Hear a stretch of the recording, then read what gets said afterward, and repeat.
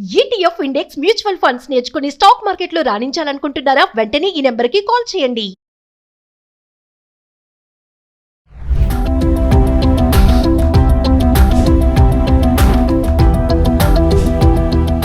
నమస్తే, welcome back to Suman TV. Renters అంటే అద్దెదారులను ఇబ్బంది పెట్టే చర్యలను అరికట్టేందుకు కేంద్ర ప్రభుత్వం కొత్తగా కొన్ని రూల్స్ని తీసుకొచ్చింది. అంటే దీని ప్రకారంగా యజమానులు ఇష్టం వచ్చినట్టు చేయడానికి లేదు. మరి కేంద్రం తీసుకొచ్చినటువంటి ఆ కొత్త రూల్స్ ఏంటి? దీనిపై మరింత సమాచారం అందించడానికి ఈరోజు మనతో పాటు ఉన్నారు అనలిస్ట్ మందర్ కృష్ణారెడ్డి గారు. నమస్తే సార్. నమస్తే అమ్మా. సార్, రెంటల్స్ యొక్క ఓనర్స్ యొక్క రూల్స్ అండ్ రెగ్యులేషన్స్ కొంచెం చేంజ్ అయ్యాయి అంటున్నారు. మనం గతంలో కొన్ని వీడియోలో మాట్లాడుకున్నాము దీని మీద. అంటే కొత్తగా వచ్చినటువంటి రూల్స్ ఏంటి, అసలు దానివల్ల రెంటర్స్కి ఏంటి ఉపయోగం? కేంద్ర ప్రభుత్వం ఒక్కొక్క రాష్ట్రంలో ఒక రకమైనటువంటి అద్దె చట్టాలు ఉండటం వల్ల రకరకాల పద్ధతులు నడుస్తూ ఉన్నాయి. చాలా మంది రెంట్కు తీసుకున్న వాళ్ళు అసంతృప్తిగా ఉన్నారు. యజమానులు కూడా చాలా చోట్ల అసంతృప్తిగా ఉన్నారు. లక్షల కొద్ది కేసులు పేరుకుపోతున్నాయి. ఖాళీ చేయమంటే చేయనని చెప్పి హైకోర్టు దాకా, సుప్రీంకోర్టు దాకా వెళ్లే కేసులు చాలా ఉన్నాయి. ఏళ్ల తరబడి ఖాళీ కాకుండా కూడా ఉన్నటువంటి పరిస్థితులు ఉన్నాయి. బలవంతంగా రౌడీలను, గుండాలను పెట్టి ఖాళీ చేయించినటువంటి కేసులు ఉన్నాయి. అసలు ఏ రకమైన అగ్రిమెంట్ రాయకుండా ఏళ్ల తరబడి ఉండేటువంటి పరిస్థితులు ఉన్నాయి. ఈ రకరకాల సమస్యల ద్వారా లక్షల కేసులు కోర్టుల్లో పేరుకుపోతున్న పరిస్థితిని చూసి కేంద్ర ప్రభుత్వం ఒక మోడల్ టెనెన్సీ యాక్ట్ అనేటువంటి ఒక యాక్ట్ని రూపొందించింది. అయితే ఈ యాక్టు కేంద్ర ప్రభుత్వం సంబంధించిన చట్టం కాదు ఇది. ఎందుకంటే టెనెంట్స్ చట్టం అనేటువంటిది ఖచ్చితంగా రాష్ట్రాలకు వర్తిస్తుంది. కానీ కేంద్రం ఏం చేసిందంటే రాష్ట్రాలకు ఒక మార్గదర్శకత్వం చూపించింది, ఒక గైడ్ లైన్స్ ఇచ్చింది. ఈ గైడ్ లైన్స్ ప్రకారం మీరు కూడా మార్పు చేసుకున్నట్టయితే సమస్యలు చాలా తగ్గుతాయి. అటు అద్దెకి ఇచ్చిన వాళ్ళు, యజమానులకి కొన్ని సమస్యలు తగ్గుతాయి, అట్లాగే రెంట్కు తీసుకున్న వాళ్ళు కూడా సమస్యలు తగ్గుతాయి. ప్రభుత్వానికి కూడా తగినటువంటి ఆదాయం వస్తుంది దీనివల్ల. తర్వాత ఇన్కమ్ ట్యాక్స్ లోపల జరుగుతున్నటువంటి మోసాలను కూడా అరికట్టడానికి అవకాశం ఉంటుంది. రకరకాలైనటువంటి సమస్యలకి ఇది ఒక రకంగా మనం మార్గం చూపించినట్టుగా అవుతుందని ఈ మోడల్ టెనెన్సీ యాక్ట్ని అన్ని రాష్ట్రాలకు పంపించింది కేంద్ర ప్రభుత్వం. అయితే దీన్ని ఇప్పటికే 10 నుంచి 12 రాష్ట్రాలు ఇప్పటికే అమలు చేశాయి. మిగిలిన రాష్ట్రాలు చేసేటువంటి ప్రయత్నంలో ఉన్నాయి. ఏమిటి దీంట్లో ఉన్న మార్గదర్శకాలు? నెంబర్ 1 ఏంటంటే 2 నెలలకు మించి అద్దె తీసుకోవడానికి వీల్లేదు. అడ్వాన్స్ అది రెసిడెన్షియల్ అయితే. కమర్షియల్ అయితే మ్యాక్సిమం 6 months తీసుకోవచ్చు, అంతకన్నా తీసుకోవడానికి వీల్లేదు. ఇక్కడ కమర్షియల్ కాస్ట్ ఎక్కువ ఉంటుంది. కమర్షియల్ ఒకేసారి ఖాళీ చేయాలంటే కమర్షియల్ కొద్దిగా ఇబ్బంది ఉంటుంది. ఎందుకంటే ఆ వ్యాపారాన్ని ఇంకో దగ్గర షిఫ్ట్ చేయాలంటే టైం పడుతుంది. కాబట్టి వాళ్ళిద్దరూ ఓకే అనుకున్న తర్వాత కూడా 5-6 నెలలు పడే అవకాశం ఉంది. కాబట్టి 6 నెలల డిపాజిట్ పెట్టుకునేందుకు అవకాశం ఇచ్చారు. కానీ రెసిడెన్షియల్గా ఉండేటువంటి వాళ్ళకి మాత్రం 2 నెలలు డిపాజిట్ చేస్తే సరిపోతుంది అనేది మొట్టమొదటి ఆలోచన. రెండోది ఏంటంటే, అంటే ఇప్పుడు ఎలా ఉంది పరిస్థితి అంటే కొన్ని చోట్ల 2 సంవత్సరాలు కూడా అద్దెకు తీసుకునే పరిస్థితులు ఉన్నాయి. కర్ణాటకలో వెళ్తే, తమిళనాడులో వెళ్తే మీకు 1 year 2 years అడ్వాన్స్ ముందే తీసేసుకుంటారు. అక్కడ చాలా కష్టం, ఇల్లు దొరకడం కష్టం.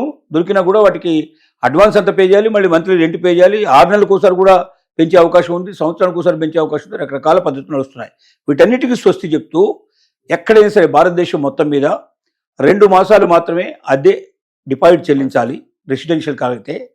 అదే కమర్షియల్కి అయినట్టయితే 6 నెలల ముందుగా అడ్వాన్స్ 6 months అడ్వాన్స్ చెల్లిస్తే సరిపోతుంది. నెంబర్ 1 తీసుకోవచ్చు. రెండోది, రెంటల్ డీడ్ ఇప్పటిదాకా ఏంటంటే రిజిస్ట్రేషన్ చేయకపోయినా నడుస్తుంది. ఏదో మామూలుగా స్టాంప్ పేపర్ తీసుకుంటాడు, 11 నెలలకు రాసిస్తాడు, ఆ రకంగా ఇచ్చేసుకుంటూ వస్తున్నారు.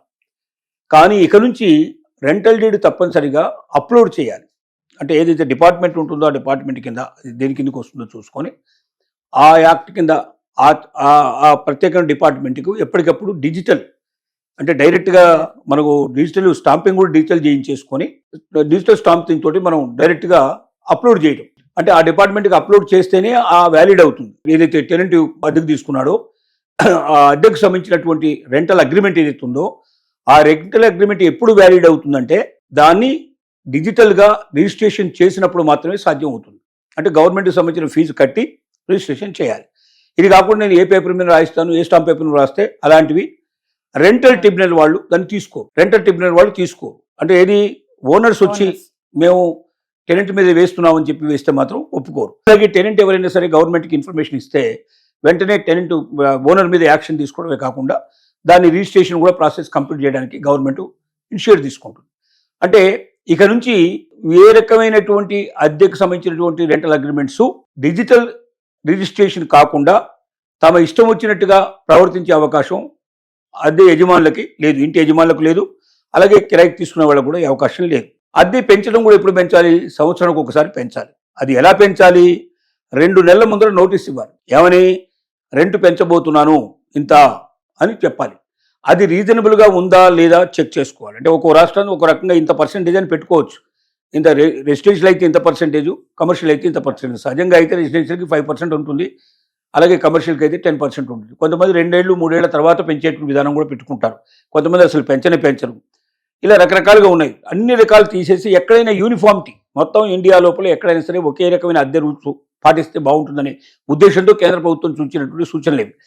దీని లోపల 2 months ముందరే మరి అలాగే రెంటు ఎవరైనా ఖాళీ చేయదలుచుకున్నా కూడా, ఖాళీ చెయ్యమని ఒకవేళ యజమాని కోరినా కూడా 2 నెలల ముందర ఖచ్చితంగా నోటీస్ పంపించాలి.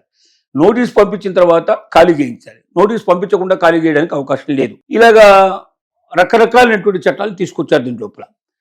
అలాగే ఇప్పుడు ఏంటంటే వాళ్ళ డిపాజిట్ మనం వెనక్కి ఇవ్వకపోతే కూడా కష్టం అవుతుంది. అలా ఏమైనా బాకీలు ఉంటే కూడా బాకీ మొత్తం వసూలు చేసుకుందుకు వాళ్ళకి రైట్ ఇచ్చారు. వీటికి ప్రత్యేకమైన ట్రిబ్యునల్స్ ఉన్నాయి. రెంటల్ ట్రిబ్యునల్స్ అని ప్రత్యేకంగా ఉన్నాయి. బయట కోర్టులకు వెళ్తే చాలా లేట్ అవుతుంది. సివిల్ కోర్టులకు వెళ్తే మీరు మిగతా కేసులన్నిటితో పాటు దీన్ని కూడా జత చేస్తే 3 నెలలకు ఒకసారి 6 నెలలకు ఒకసారి పిలుస్తారు వాళ్ళు. అలా పిలిస్తే 10 ఏళ్ళు 20 ఏళ్ళు కూడా నడిచే అవకాశాలు ఉంటాయి. అలా కాకుండా రెంటల్ ట్రిబ్యునల్ కేసులు ఓన్లీ రెంటల్ కేసులకు మాత్రమే ప్రత్యేకంగా పెట్టబడినటువంటి ట్రిబ్యునల్స్ ఇవి. ఈ ట్రిబ్యునల్స్లో ఎవరైనా సరే, ఇటు ఇంటి యజమానులైనా సరే ఛాలెంజ్ చేయొచ్చు, లేకపోతే రెంట్కు తీసుకున్న వాళ్ళైనా ఛాలెంజ్ చేయొచ్చు. ఈ చెప్పిన వాటిల్లో ఎక్కడ ఏ తేడా ఉన్నా ఖచ్చితంగా వాళ్ళు కేసు వేయడానికి అవకాశం ఉంది. ఎప్పటికి మాటికి ఖాళీ చేయడం కాకుండా ఒక 11 monthsకే ఇవ్వాల్సిన అవసరం లేదు. దీన్ని డిజిటల్ అగ్రిమెంట్ చేసుకున్నారు కాబట్టి 3 ఏళ్ళ 5 ఏళ్ళ వాడు ఎంతకాలం మాట్లాడుకుంటే అంతకాలం వాళ్ళు చేయడానికి అవకాశం ఉంది. దాంట్లో పెట్టుకోవచ్చు 2 months కండిషన్, ఐదర్ 2 సైడ్ ఏ సైడ్ అయినా సరే 2 నెలల ముందర నోటీస్ ఇచ్చేసి ఖాళీ చేసేట్లు పద్ధతిలో పెట్టుకోవడానికి అవకాశం. ఇది అమల్లోకి వస్తే చాలా వరకు రెంటల్ సమస్యలు తగ్గిపోతాయి. ఎందుకంటే మాటికి పెంచమనడం కానీ, ఇంకోటి ఇల్లు బాగు చేయడం కూడా, అంటే ఏదైనా పాడైపోయినా లేకపోతే కలర్స్ వేయించాల్సి వచ్చినా ఇలాంటివి వేయడానికి ఒక నోటీస్ పంపించాలి. ఎవరైతే రెంట్గా ఉన్నారో వాళ్ళు ఇన్ఫర్మేషన్ పంపించాలి. ఆన్లైన్ అయినా పంపించలేదు, వాట్సాప్లో పంపించినా ఇప్పుడు అన్నీ కూడా చెల్లుబాటు అవుతాయి.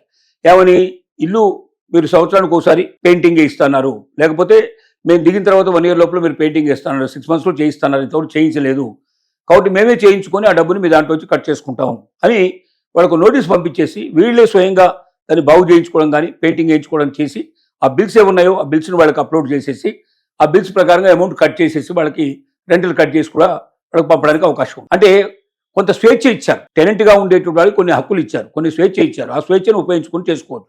అట్లని ఈ ఇంట్లోకి వచ్చాను 10 ఏళ్ళు ఉన్నాను 12 ఉన్నాను ఇల్లు నాదే అని చెప్పి కబ్జా పెట్టడానికి అట్లాంటి అవకాశాలు లేవు. ఎన్నేళ్ళు ఉన్నా టెనెంటే. ఇంతకుముందు మనం సుప్రీంకోర్టు కేసు కూడా మనం చూసుకున్నాం. కాబట్టి వీటన్నిటిని దృష్టిలో పెట్టుకొని టెనెంట్ కొంచెం నిశ్చితగా ఉండడానికి, మాటికి ఇల్లు మారాల్సిన అవసరం లేకుండా, ఎక్కువ పెంచాల్సిన అవసరం లేకుండా, రెంట్ పెంచకుండా జాగ్రత్తగా ఒక బడ్జెట్ ప్రకారం తయారు చేసుకున్న తన జీవితాన్ని కొంచెం సంతోషంగా గడపడానికి ఒక అవకాశాన్ని కల్పించడం జరిగింది. అయితే ఇది టెనెంట్ ఏదైతే మోడల్ టెనెంట్ యాక్ట్ ఏదైతే ఉందో అది కేంద్ర ప్రభుత్వం చేసింది. అది అమలు రాగదు. ఎప్పటిదాకా అయితే రాష్ట్ర ప్రభుత్వం దాన్ని అమలు చేయదో అప్పటిదాకా జరగదు. పరుగున్నట్టు ఆంధ్రప్రదేశ్ కూడా ఇప్పటికే దీన్ని అమలు చేసింది.